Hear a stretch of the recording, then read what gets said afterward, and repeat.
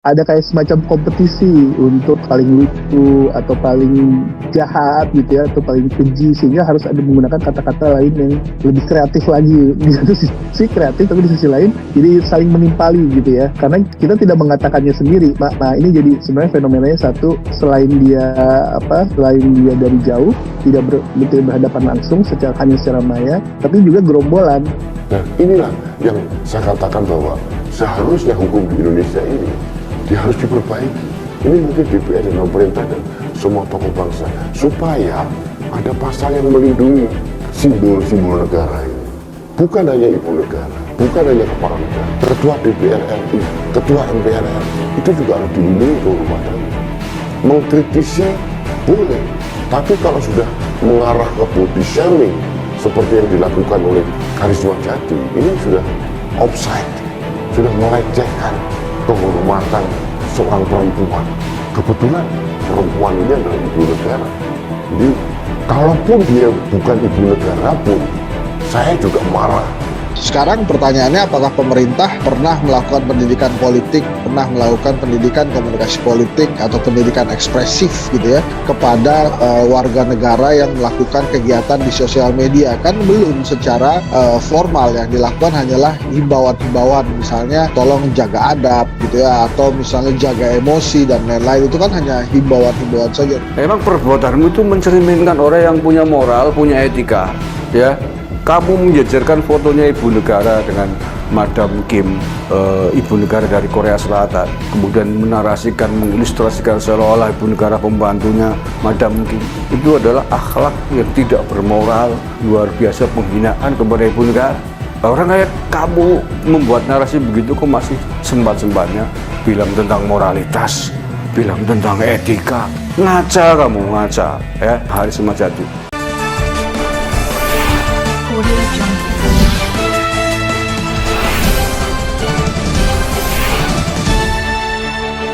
Berani menghina Iriana Jokowi, Karisma Jati dinilai sudah melukai martabat perempuan Indonesia.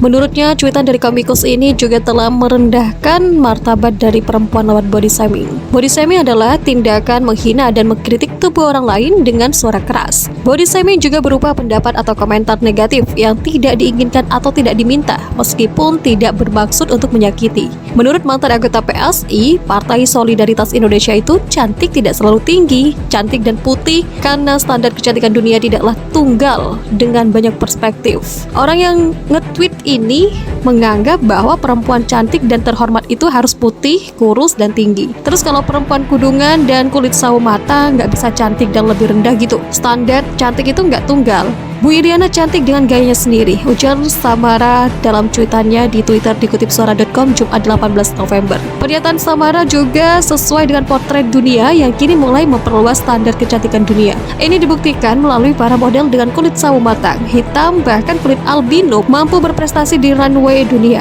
Numpang viral dengan hina istri presiden, Karisma Jati ini terancam gantikan Rizik di penjara. Penghina Jokowi dan keluarga yang gak pernah habis, sebaiknya pelaku diapain? Dugaan kuat penghinaan terhadap Ibu Iriana yang bermodalkan foto Ibu Iriana bersama istri Presiden Korsel menjadi yang kesekian kalinya tindakan kurang ajar yang mengarah pada keluarga Joko Widodo, Presiden RI yang kita cintai dan banggakan. Rupanya kaum pembenci dan mereka yang sekadrunan dengan pelaku masih memiliki amunisi yang cukup dalam hati mereka buat dilontarkan kapan saja mereka mau. Entahkah itu muncul berupa sindiran, meme medsos, narasi jahat hingga kabar hoax yang memelintir informasi yang benar sekalipun. Oh iya, ada pula dalam beberapa situasi muncul isu yang diciptakan sendiri, diramaikan sendiri, lalu karena nggak digubris, hilang sendiri. Mungkin si pencipta isunya sedang halu karena habis menenggak miras oplosan atau menelan narkoba. Jadinya sukar membedakan mana realitas kehidupan, mana yang hanya ilusi atau fiktif. Kaum penghina keluarga Jokowi itu bahkan seperti tak punya rasa malu, yang mungkin disebabkan karena tumpulnya hati nurani berpadu dengan logika dan akal sehat yang ambiar, yang kata sebagian orang menjadi syarat bergabung ke sana. Semakin tumpul logika, akal sehat, dan perasaan, maka nilai jualnya mungkin akan semakin tinggi kali ya. Mungkin kelompok seperti ini kalau saya percaya ingat jika selalu soal pelelangan kondisi otak, maka otak yang diwariskan sepeninggal si empunya akan bernilai sangat tinggi karena amat jarang dipakai sehingga bernilai jual tinggi. Meski seandainya dipangsangkan ke tubuh manusia separuh mesin, seandainya teknologi itu sudah ada, mungkin sosok yang tercipta seperti ketiban sial karena dibekali dengan kemampuan otak yang payah.